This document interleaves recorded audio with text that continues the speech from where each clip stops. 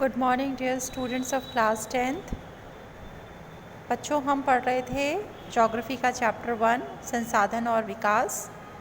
अभी तक आपने इस पार्ट में संसाधन की परिभाषा, विभिन्न आधारों पर संसाधनों का वर्गीकरण और संसाधन नियोजन के विभिन्न उपायों के बारे में पढ़ा। स्टूडेंट्स, अब इसके आगे हम कंटिन्यू करेंगे तो हम पढ़ेंगे भूमि संसाधन। भूमि एक बहुत ही महत्वपूर्ण प्राकृतिक संसाधन है। प्राकृतिक वनस्पति, वन्य जीव, मानव जीवन, आर्थिक क्रियाएं, परिवहन तथा संचार आदि समस्त व्यवस्थाएं भूमि पर ही आधारित हैं।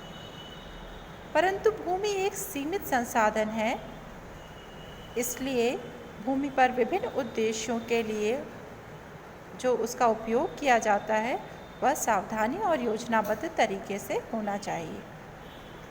भारत के कुल क्षेत्रफल पर भिन्न भिन्न प्रकार की भू आकृतियाँ जैसे पर्वत, पठार, मैदान और द्वीप पाए जाते हैं। कुल क्षेत्रफल के लगभग 43% भू क्षेत्र मैदानी है जो कृषि और उद्योगों के विकास में उपयोगी हैं। 30% भू क्षेत्र पर्वतीय है जिनसे 12मासी नदियाँ निकलती हैं और ये क्षेत्र पर्यटन के विकास व पारिस्थितिकी के संतुलन हेतु महत्वपूर्ण है। देश के क्षेत्रफल का लगभग 27% भाग पठारी है जहाँ खनिजों, जीवाश्म ईंधन और वनों का अपार संचित कोश उपलब्ध है। स्टूडेंट्स, अब हम देखते हैं कि भारत में कुल उपलब्ध भूमि का किस किस प्रकार से उपयोग किया जाता है। भूमि का उपयोग निर्धारित करने वाले तत्वों में भौतिक कारक जैसे भू आकृतिक, जलवायु और मृदा के प्रकार तथा मानवीय कारक जैसे जनसंख्या घनत्व, प्रौद्योगिकी, क्षमता, संस्कृति इत्यादि शामिल हैं। भारत के कुल भौगोलिक क्षेत्रफल 32.8 लाख किलोमीटर के सिर्फ 93% भाग के ही भू उपयोगी आंकड़े उपलब्ध हैं। इसका कारण है स्टूडेंट्स कि पूर्वोत्तर भारत के दुर्गम क्षेत्रों व पाक अधिकृत तथा चीन अधिकृत क्षेत्रों का भू उपयोग सर्वेक्षण अभी तक नहीं हो सका है। भारत में कुल उपलब्ध भूमि का निम्नलिखित उद्देश्यों हेतु उपयोग हुआ है। पहला है वन, दूसरा कृषि के लिए अनुपलब्ध भूमि जिसमें अ है बंजर व कृषि अयोग्य भूमि। बंजर भूमि में पहाड़ी चट्टानें, सूखी और मरुस्थलीय भूमि शामिल है। ब है गैर कृषि प्रयोजनों जैसे सड़क, उद्योग, इमारतों आदि में प्रयुक्त भूमि। पड़ती भूमि के अतिरिक्त अन्य कृषि अयोग्य भूमि में अ है स्थायी चारागाह जहाँ पशुओं को चराया जाता है, और ब वृक्ष, फसलों व उपवनों के अधीन भूमि यानी बाग बगीचे वाली भूमि। स है कृषि अयोग्य बंजर भूमि जहाँ 5 वर्षों से अधिक समय से खेती ना की गई हो। चौथा है पड़ती भूमि जिसमें अ है वर्तमान पड़ती 1 वर्ष से अधिक से जहाँ पर कृषि ना की गई हो, और ब है पुरातन पड़ती जहाँ 1 से 5 वर्षों तक खेती ना हुई हो। और पांचवा और सबसे महत्वपूर्ण है शुद्ध बोया गया क्षेत्र यानी वह कुल क्षेत्रफल का वह भाग जहाँ पर कृषि की जाती है। एक कृषि वर्ष में एक बार से अधिक बोए गए क्षेत्र को शुद्ध बोए गए क्षेत्र में जोड़ दें तो वह सकल कृषित क्षेत्र कहलाता है। बच्चों, आपके सामने यह चित्र उपलब्ध है, यह एक चार्ट है। इसमें ये चार्ट जो है 2017 का है। ये मिनिस्ट्री ऑफ एग्रीकल्चर द्वारा जारी चार्ट है। इसमें 2 वर्षों वर्ष 1960-61 व 2014-15 के भूमि उपयोग प्रारूप का अध्ययन किया गया है। इसमें यह दर्शाने की कोशिश की गई है कि वर्ष 1960-61 से वर्ष 2014-15 तक भारत में भूमि उपयोग प्रारूप में क्या क्या परिवर्तन आए हैं।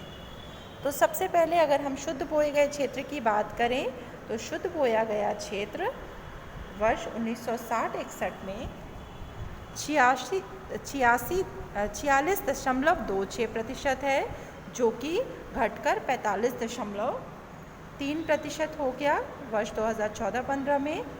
इसी तरह से हम अगर वनों के अंतर्गत भूमि की बात करें तो वर्ष 1960-61 में 18.11% थी, जो वर्ष 2014-15 में बढ़कर 23.3% हो गई है।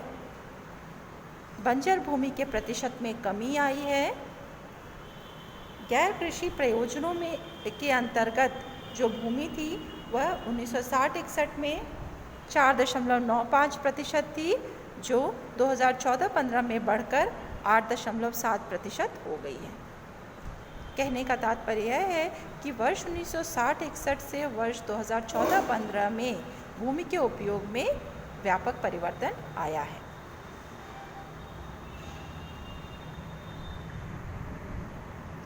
अब बच्चों हम बात करते हैं भूमि निम्नीकरण की।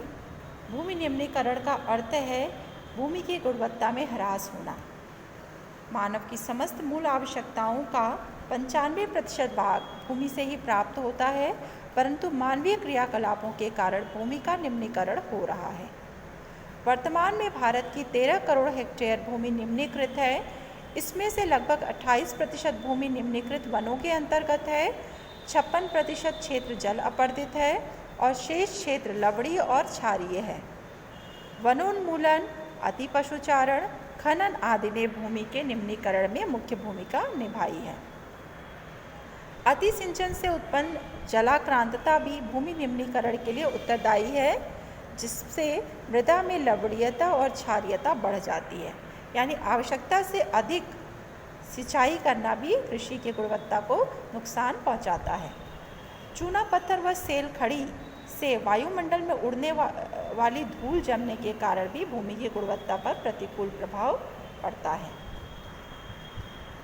तो स्टूडेंट्स, हम देखते हैं कि निम्नीकरण से भूमि का हम किस प्रकार संरक्षण कर सकते हैं। भूमि निम्नीकरण की समस्याओं को निस्तारित करने व भूमि संरक्षण के निम्नलिखित उपाय हैं। पहला है वनारोपण और चारागाहों का उचित प्रबंधन करके। दूसरा है पेड़ों की रक्षक मेखला, पशुचारण नियंत्रण और रेतीले टीलों को कांटेदार झाड़ियाँ लगाकर स्थिर बनाकर भी शुष्क क्षेत्रों में भूमि कटाव को रोका जा सकता है। और तीसरा जो है वह है बंजर भूमि के उचित प्रबंधन, खनन नियंत्रण और औद्योगिक कचरे के उचित निस्तारण द्वारा भूमि निम्नीकरण की रोकथाम की जा सकती है। तो स्टूडेंट्स, ये आपने पढ़ा कि भूमि संसाधन हमारे लिए कितने महत्वपूर्ण है, भारत में भूमि उपयोग का प्रारूप क्या है, भूमि निम्नीकरण को से हम भूमि को कैसे संरक्षित कर सकते हैं।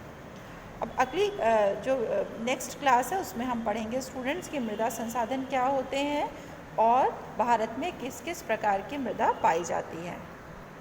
तो आज के लिए इतना ही students, thank you so much.